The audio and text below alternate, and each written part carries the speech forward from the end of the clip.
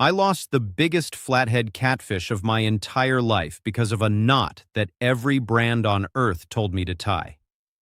Late September on the Tennessee River, 3 rods locked into my pod, bite alarms armed, fresh cut bait holding bottom in nasty current. The middle rod tears off at 2 in the morning, and I grab it, knowing something truly massive is pulling on the other end. 12 minutes I fought that fish, and I felt every single head shake vibrating through the blank right into my chest, frustrated. Then the rod just goes slack. The line drifts back toward me like a dead thing floating on the surface with nothing attached. I reel in and look at the tag end curling off my swivel connection, and I already know exactly what happened before I see it. Size that knot did not break under pressure, it slipped open, unwound itself, and released the biggest fish I have ever hooked in 20 years of chasing river monsters. I sat on that bank holding a curled piece of monofilament for 20 minutes because that little spiral told me everything I had been refusing to hear. And here is what made that night so much worse. I had been tying that exact same knot for over a decade without questioning it once. My name is Marcus Vance. I hold 2 state records for flathead catfish, and I am the guy who dragged European rod pod systems and electronic bite alarms onto American riverbanks before anyone else thought it was worth trying. I have spent 20 years treating big river fishing like a chess match, obsessing over bait chemistry and rig angles and current seams. I have logged thousands of nights on the water and caught fish that most anglers will never see in their lifetime outside of a photograph. Yet that one failure on the Tennessee River exposed a blind spot so basic it was almost embarrassing to admit out loud to myself. I had been so consumed with perfecting the complicated parts of my system that I never once re-examined the most elementary connection holding everything together. The knot. The thing every kid learns on their first trip to a farm pond was the weakest link in my entire operation. I had assumed I already knew enough about knots, and that assumption cost me a fish I will think about for the rest of my life. 3 weeks after that night, I drove to Cape Girardeau, Missouri, to visit a man everybody on the river just called Old Ray. Ray was 81 years old, retired after 50 years of running trot lines and limb lines for commercial catfish on the Mississippi River. His gear had to hold against 100-pound blue cats slamming hooks in brutal current with nobody there to absorb the shock or fight the fish. I watched him rig a trot line on his back porch, and he tied a knot I had never seen before in 2 decades of serious angling. It had more wraps than I expected, an unusual tuck that went in a direction that looked completely backward, and a geometry that seemed to violate common sense. I asked him what it was called, and he just shrugged and said his father always called it the river lock and left it at that. Then he told me something that hit me harder than losing that flathead. He said he had never had a single river lock open on him in 50 years of commercial fishing. 50 years of unattended lines holding giant fish in heavy current and not one knot failure ever. Now here is where this story takes a turn that should bother every angler watching this right now, because it sure bothered me. I started digging into why the river lock and knots like it never made it into mainstream fishing education, even though working fishermen depended on them for generations. The answer is not complicated, and it is not a conspiracy. It is just simple business economics operating exactly the way business economics always operate. When recreational fishing exploded after the Second World War, tackle companies needed customers who would buy terminal tackle, lose terminal tackle, and come back to buy more terminal tackle. A knot that never fails means fewer lost rigs, fewer replacement swivels, fewer new packs of hooks and leaders moving off the shelf every single weekend. The Palomar knot and the improved Clinch became the industry standards not because independent testing proved they were the strongest options available to anglers. They became standard because they were easy to print on the back of a hook package and good enough to work most of the time while failing just often enough to keep you shopping. No company on earth is going to sponsor a tutorial teaching you a knot that makes half the terminal tackle aisle completely irrelevant to your fishing. And here is the part that really stings when you sit with it long enough to let it sink all the way in. They never had to lie to you about anything. They just had to make sure you never heard about the alternative that already existed. Every package insert, every brand-sponsored YouTube tutorial, every pro staff angler demonstrating knots on camera at a trade show booth told you the same 5 or 6 knots. Nobody was being dishonest in any technical sense because those knots do work and they do hold fish under normal conditions most of the time. But normal conditions are not why you are watching this video right now, and most of the time is not good enough when the biggest fish of your life is on the other end. The information gap was not created by deception, it was created by silence, by simply never mentioning that commercial fishermen had been using something dramatically better for decades. That silence costs anglers fish every single weekend on every river and lake in this country. And nobody tracks those losses because they just look like bad luck. I went 20 years without questioning it, and I am supposed to be the guy who questions everything about his setup, down to the chemical composition of his dip bait. So let me ask you something direct before we go any further, and I genuinely want you to think about this for a second. When was the last time you lost a fish and you blamed the line strength, or the drag setting, or the hook gap? Anything and everything except the knot itself. How many of you have ever actually taken your favorite knot and pulled it to failure at home? Just wrapped the line around your hand and a fence post and yanked until something gave. I started asking experienced anglers this question in person at tournaments and on the bank, and the answers were almost universal across the board. Almost nobody tests their knot to destruction. Everybody just trusts it because they have always tied it that way, and it usually holds, and that feels like enough. Drop a comment right now telling me what knot you tie most often, and whether you have ever actually watched it fail up close under real pressure. I am genuinely curious because the pattern I keep seeing is that anglers will spend $400 on a reel and then connect it to their hook with a knot they never verified. Trust without testing is not confidence. It is just hope wearing a fishing vest and carrying a tackle box full of replacements.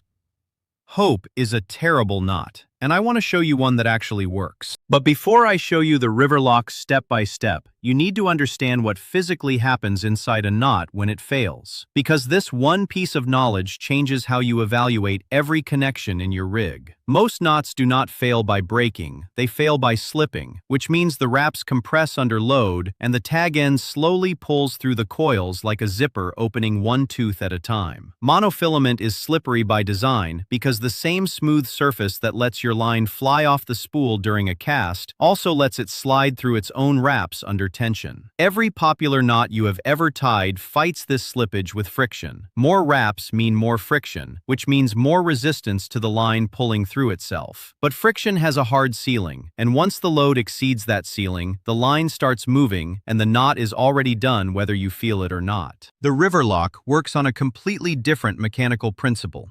And understanding this difference is what separates it from everything else in your knot vocabulary. Instead of relying on friction to grip the line and resist slippage, the river lock uses the geometry of the knot itself to trap the tag end in a position where increased load creates increased compression.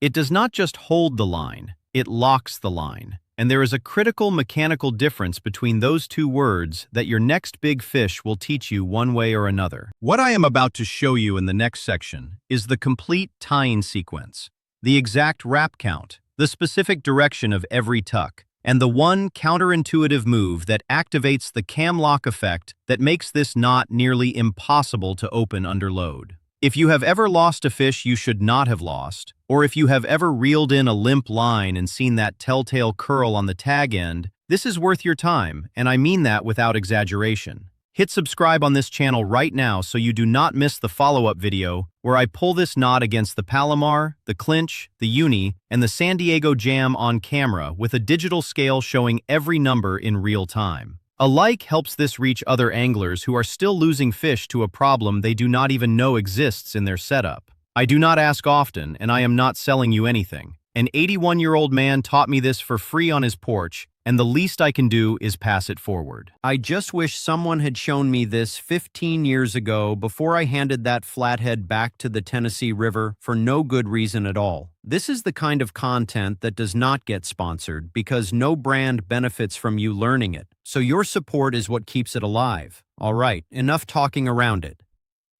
The Riverlock is not just a knot. It is a piece of knowledge that traveled from hand to hand across generations of men whose families ate based on whether their gear held through the night. No algorithm delivered it, no marketing team approved it, no pro staff member demonstrated it at a booth with a banner behind them and a logo on their shirt. It passed from one working fisherman to another on riverbanks and commercial boats because it worked and because failure was not an option when your income was hanging on a trot line in the dark. Old Ray is 81, and most of the commercial catfishermen from his generation are already gone along with everything they carried in their hands and never wrote down. When he showed me that knot, I felt like someone had slipped me a key to a room I did not know existed inside a house I thought I had already searched completely. That kind of knowledge, earned by necessity, proven by repetition, passed by trust, is disappearing faster than any of us want to admit right now. I am making this video because I do not want the Riverlock to die on a porch in Cape Girardeau with a man who deserved to have more people listen to him. Some things are worth more than clicks, and this is one of them. Now, I need to warn you about something before we step into the tutorial because I do not want you to make the same mistake I made the first time I tried this alone. The Riverlock has one specific step that is going to feel completely wrong. Every instinct built by every knot you have ever tied will scream at you to go the opposite direction. When Old Ray showed me that step, I actually argued with him, told him straight to his face that the tuck he was making could not possibly hold under real pressure from a big fish. He did not argue back. He just smiled the way old men smile when they have heard young men say stupid things before, and he told me to pull it. I wrapped the line around a pair of pliers and pulled against his truck bumper as hard as I physically could with both hands and everything I had. The knot cinched tighter. The line snapped clean above the knot, and the Riverlock sat there on the hook eye looking like it had not even noticed the effort. That single moment rewired how I think about every connection point between my rod tip and my hook on every rig I build now. By the end of the next section, your hands will know exactly what to do, so stay with me, because once you see this, you cannot unsee it, and you will never tie your old knot with the same confidence again. Grab a hook or a swivel right now and pull off about 18 inches of line because your hands need to learn this while your brain is paying attention. Mono or fluorocarbon both work perfectly fine for this, but I want you to start with 20-pound monofilament so you can actually see each wrap forming and feel the mechanics through your fingertips. The Riverlock ties clean on anything from 8-pound test all the way up to 80, which is part of what made it so valuable to commercial guys running every gauge imaginable. I will get to braided line in a few minutes, so do not worry about that yet. Just get some mono in your hands for now. Before you thread a single thing, I need you to do something that almost everybody skips, and it is the one step that separates a Riverlock that holds forever from one that pops on your third cast. Wet the line right now. Not later when you cinch it down. Not after you wrap it. Right now before you even start the first move. Soak the whole tag end because pre-wetting lets every wrap glide into position, flush against the next one, and eliminates the tiny gaps that become stress fractures under heavy load. Old Ray used to just spit on the whole length of line before he started like he was blessing the thing, and honestly, that image stuck with me more than any knot diagram ever could. Thread your tag end through the eye of the hook, or swivel just like you would with any other knot. Nothing unusual yet. Nothing that should feel foreign. Pull about 10 inches of tag end through because you are going to need more working line than you expect, and running short halfway through will ruin the whole sequence. Now here is where the Riverlock starts separating itself from everything else in your muscle memory. So pay close attention to this next move. Bring that tag end back toward the eye and pinch it against the standing line using your thumb and forefinger so both strands run parallel right next to each other. You should see a small loop hanging down below your pinch point near the eye. That loop is going to matter enormously in about 30 seconds, so keep it there. Now take the tag end and wrap it around both of those parallel strands together, not just the standing line, both strands as a unit, and give it exactly 7 wraps. I tested every count from 4 all the way to 10 in my garage, and 7 is the precise number where friction and compression hit their maximum without the knot bulking up too much to cinch properly. Keep those wraps tight, side by side like rungs on a tiny ladder. No overlapping, no spacing, just clean coils sitting flush against each other all the way down. Now pay attention, because this single move is the reason the river lock exists, and it is the reason Old Ray's father gave it a name worth remembering. After your 7 wraps, you have got a tag end pointing away from the hook, and that small loop still sitting there near the eye waiting for you to do something with it. In every single knot you have ever learned in your life, you tuck that tag end through the loop going away from the hook, heading up toward where your rod tip would be. I need you to do the exact opposite of that, and I need you to trust me, even though every fiber of your knot tying history is going to scream that this is wrong. Tuck the tag end through that loop going back toward the hook, toward the bend, toward the point, in the direction that feels like a mistake you would correct immediately. When Old Ray did this, I genuinely opened my mouth to tell him he had gone the wrong way, because I was so certain he had just ruined the knot in front of me. He had not ruined anything. He had just activated the only mechanism that matters in this entire connection, and it is purely mechanical. When a fish pulls, all that force drives the wraps down toward the eye, and because your tag end is tucked back toward the hook, that compression pinches the tag end harder instead of pushing it free, the load itself becomes the lock. Read that principle one more time in your head, because it is the entire reason this knot has survived 70 years of river abuse without a single documented failure in Old Ray's hands. Every other knot you have tied relies on friction to resist slippage. The wraps grip the line and hope the grip holds longer than the fish pulls. The river lock does not hope for anything, because it converts the energy of the fish pulling against you directly into clamping force on the tag end like a self-tightening vise. The harder that flathead shakes its head in the current, the tighter that knot squeezes down on itself, and there is no upper limit to that compression short of the line itself giving out. That is not a friction knot. That is a compression lock, and the difference between those two concepts is the difference between losing a trophy fish and landing one. I stood on Old Ray's porch arguing with an 81-year-old man about basic geometry while he quietly held the answer to a problem I did not even know I had for 20 years. He just smiled and told me to pull it, and that smile told me everything about how many times younger men had stood in that exact same spot saying that exact same thing. The harder the fish pulls, the tighter this knot gets. That is the whole secret sitting right there in one sentence. Now cinch it down and do it slowly, because speed is where most people turn a perfect river lock into a tangled mess that will betray them at the worst possible moment. Pull the standing line with one hand while you hold the hook or swivel firm with pliers. Do not use your bare fingers on a sharp hook, because I have drawn blood learning this lesson the hard way. You should feel the wraps compress and slide into position like they are finding their seats in a theater. Smooth, orderly, each one settling against the next without jumping or bunching. If the knot jerks or skips during the cinch, that means your wraps overlapped somewhere in the sequence, and you need to cut it off and start completely over without negotiating with yourself about it. When it is fully seated, the knot should look like a small, tight barrel sitting right against the eye with the tag end exiting toward the hook bend, not away from it like every other knot you know. Give that tag end one solid tug, and you should feel absolutely nothing. No shift, no creep, no give, just dead solid resistance like pulling on a bolt welded to a steel plate. Trim the tag end to about 1/8 of an inch, and you can cut it closer than you would on any other knot, because once the cam lock is engaged, the tag end is not doing the holding anymore. When you have tied it right, you will feel it immediately in your fingers.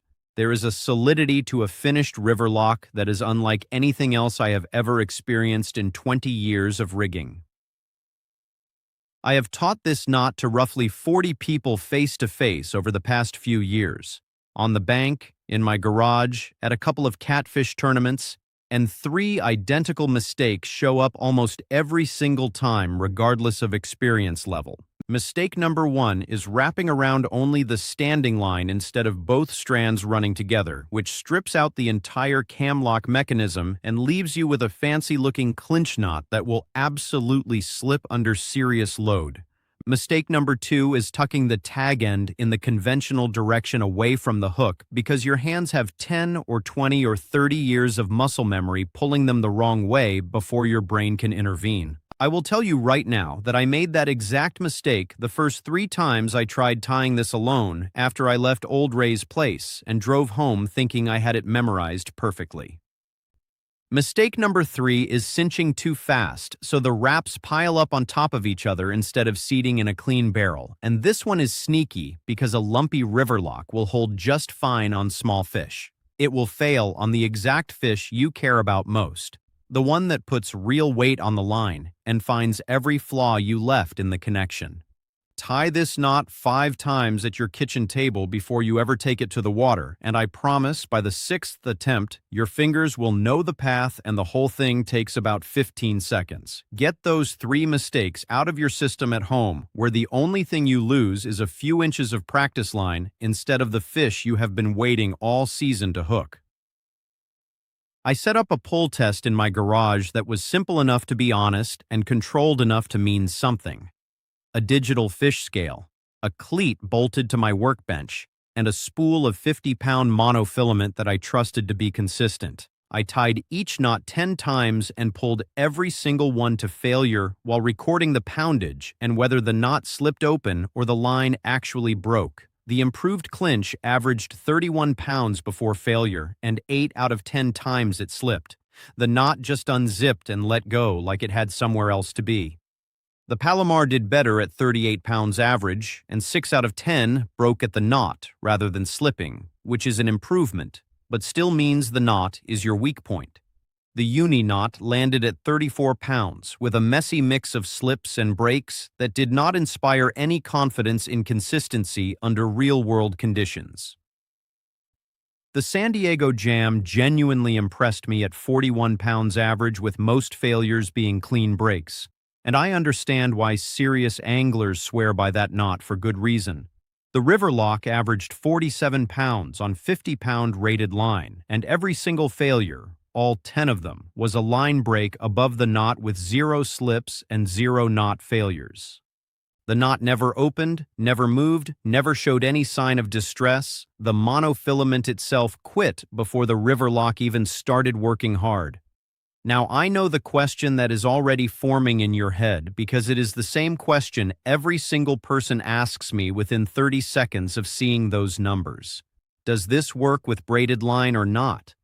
The answer is yes, but you need to make one adjustment. Increase your wrap count from 7 to 9 because braid is thinner and slicker than mono and needs more surface contact to generate the same compression that locks everything in place. I have tested it with 40-pound braid and 65-pound braid, and the results held perfectly. The knot never slipped, and the braid snapped above the connection every single time, just like it did with mono. For fluorocarbon, you can stay at 7 wraps because fluoro has enough natural stiffness and surface texture to seat those coils firmly without any modification at all. This knot also ties beautifully direct to circle hooks, which matters enormously for my style of catfishing, where the connection between hook and line is the difference between a state record on the wall and a story nobody believes at the boat ramp. If you try this knot with braid, I genuinely want to hear your results. Drop the brand, the pound test, and what happened in the comments, because I am still building a database across different lines and your data matters. That is exactly how this kind of knowledge survived for 70 years in the first place. One fisherman telling another fisherman what worked. No marketing department involved. No sponsored hashtag required. The Riverlock lived because real people on real water shared what they knew with other real people who needed it.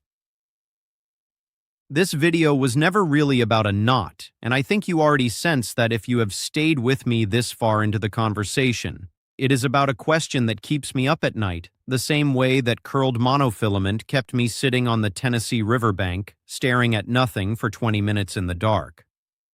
What else in my system, what else in your system, is wrong right now simply because neither of us ever stopped to question something we learned so early that it felt permanent? I spent 20 years as a technical obsessive, measuring bait temperatures and calculating current angles and importing European rod pod designs across an ocean, and my weakest link was a skill I picked up at age 7 on a pond with my uncle. The best anglers I have ever shared a bank with are not the ones with the most expensive gear or the biggest social media following or the freshest sponsorship deal. They are the old river guys who question everything, including the things they already think they know, especially the things they already think they know. Old Ray did not tie the river lock because a package told him to. He tied it because his father proved it on the Mississippi, and his grandfather proved it before that, and the river confirmed it every single night for 3 generations. That is a different species of knowledge than anything that comes shrink-wrapped with a barcode and a brand logo printed on the front. If this changed how you think about something as simple and fundamental as a knot, then hit subscribe on this channel because I have more of this coming. The kind of content that will never get a sponsorship deal because no corporation benefits from you learning it. Next video, I am filming the wet pull test comparison on camera so you can watch every knot fail in real time with the scale reading visible on screen, and you will not have to take my word for a single number. Drop a like if something in this video made you rethink a part of your setup you had not examined in years, and share it with one fishing buddy who is still tying the same knot they learned before they could drive a car. I will be on the bank this weekend with river locks cinched on every single rod in my pod, the same way I have rigged every session since that afternoon on Old Ray's porch in Cape Girardeau.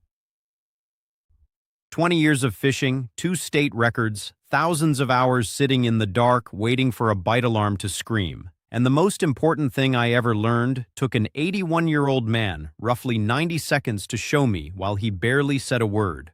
Some lessons do not come from the water or from a screen or from a tackle shop wall. They come from the people who were standing on the bank before you were born and figured things out because they had no choice but to get it right. The river does not read labels, and it does not care who sponsored your last video. It only cares about what holds when the thing on the other end is bigger than anything you planned for. Tie it once, pull it hard, and never let anyone tell you the old ways have nothing left to teach you.